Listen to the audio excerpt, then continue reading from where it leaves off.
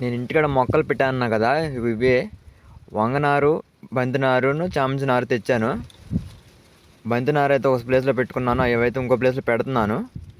ఈ ప్లేస్ మొత్తం శుభ్రం చేయడం అయితే చాలా టైం పట్టింది నాకు. ముందైతే ఇలా లేదు, మామూలుగా గిడ్డంతా మొలిసిపోయి ఒక అడవిలో ఉంది. నేను చేసే పని అంతా వీడియో తీసుకుంటానే వచ్చాను. అక్కడ అన్ని రాళ్ళు, మామూలుగా చిన్న గులకరాళ్ళు ఉంటాయి కదా, అవన్నీ ఉంటే మక్కేరింది. ఈ రాపరాయలు తీస్తుంటే రాపరాయి కిందల్లా కాల్జేలు 2-3 ఉంటున్నాయి రాపరాయల కిందల్లా. నేను చెరువు కాడ చేసి వెళ్ళేసరికి పొద్దుకుపోతుంది. ఆ మధ్యలో అన్నం తింటాకి వెళ్తున్నాను ఇంటికి బండి వేసుకొని. ఆ టైంలో ఒక రోజు ఎత్తుకుని పార ఇంటిగా పెట్టుకున్నాను. తెల్లారి వెళ్ళి పని చేద్దామనేసరికి ఆ పార పక్కన ఎత్తుకుపోయిందంట. మా అక్కని అడిగి అక్కడ లేదు పార. అందుకే నేను సువ్వతో లేపేసరికి సువ్వ ఏలు కాడ బొబ్బ కట్టేసింది. ఇంకా పార కోసం వెళ్ళి అడిగే టైం కూడా లేదని చెప్పి ఆ సువ్వతోనే చేశాను పని అంతా. చేసిన సాయంత్రానికి ఎత్తుకొచ్చి పార ఇచ్చి వెళ్ళింది ఆమె. ముందైతే ఇలా లేదు ప్లేసు. ఇగో చూడండి, గిడ్డంతా మొలిసిపోయి ఒక అడవిలా ఉంది ముందెలా. ఆ రాళ్ళు, ఆ గుడక రాళ్ళు అన్నీ తీసి గొట్టేసి మరీ ఆ సువ్వతో అంతా లేపుకున్నాను. మామూలుగా అయితే మేము ఇంట్లోకి వచ్చిన 2 తెల్లారేనే చేద్దాం అనుకున్నాను. కాకపోతే పారలేదు. అది కాక మళ్ళీ నాకు టైం సాలదు. చెరువుకాడికి పొద్దున్నే వెళ్ళి మళ్ళీ సాయంత్రం వస్తాం. మధ్యలో ఒక గంట తింటాకి వస్తాను. ఆ టైంలో కొంచెం కొంచెం గడ్డి కోసుకుంటాం, కొంచెం పారతో మెట్లు ఆపడంతా చేసుకుంటూ వచ్చి ఒక్కరోజు అయితే చెట్లు పెట్టాను. ముందైతే బంతినారు ఎక్కువ ఉంది. ముందు బంతినారు నాటేద్దాం, ఎందుకంటే అయ్యే ఎక్కువ ఉన్నాయి. ఇవైతే బంతినారు చాలా ఉన్నాయి కాబట్టి చాలా ఎడంగా పెట్టుకోవచ్చు. కాకపోతే నా ఇక్కడ ప్లేస్ లేదు. ఉన్న కూతు ప్లేస్లోనే డివైడ్ అంటే ఆ ప్లేస్నే కొన్ని భాగాలు చేసి ఒక భాగంలో బంతినారు, ఒక భాగంలో వంగనారు పెట్టాలని చెప్పి నేను ముందు అనుకున్నాను. ఒక ప్లేస్లోనే పెడుతున్నాను బంతి మొక్కలు అయితే. బంతి మొక్కకి అయితే పెద్ద విశేషం ఏముంది, అంతకుముందు పొలాలు వేసేవారు కదా మన చిన్నప్పుడు. ప్రతి పొలం పక్కన గట్టు మీద బంతిపూ మొక్కలు అయితే వేసేవాళ్ళు. ఎందుకంటే పంట పొలానికి పురుగు పడిద్ది కదా, అంటే దోమ కానీ ఏమన్నా పడతాయి కదా.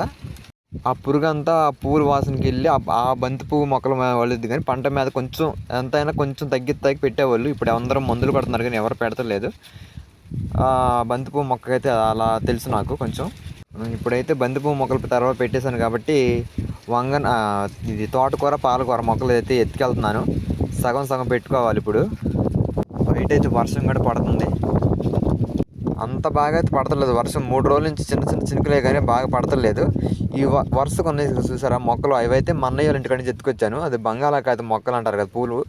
అవైతే వాళ్ళ ఇంటికాడ చాలా ఉన్నాయి. నిన్న పీక్కొచ్చాను.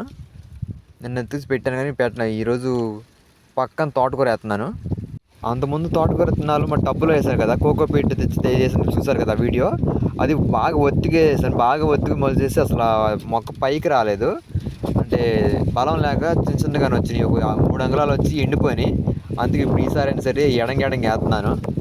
తోటకూర విత్తనం చిన్నగా ఉంటుంది కాబట్టి ఈరోజు సాయంత్రం వేస్తే రేపు సాయంత్రం కాలం మొక్క వచ్చి ఎల్లుండి తెల్లారికి ఆకులు వచ్చేస్తాయి, ఖచ్చితంగా వస్తాయి.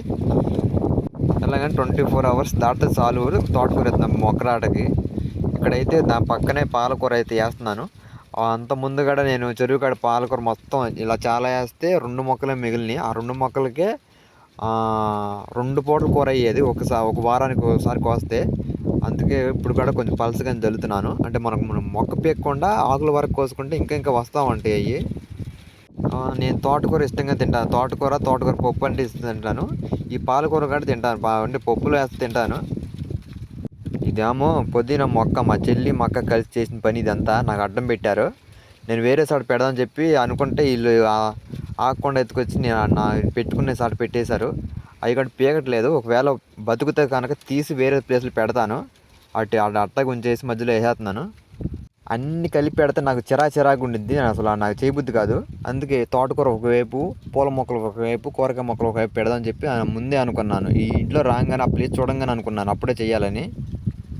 ఈ మధ్యలో మా చెల్లి చేసిన పని ఇదంతా మధ్యలో పెట్టారు. నేను ఇప్పుడైతే ఈ సగం వరకు తోటకూర, పాలకూర పెట్టుకున్నాను.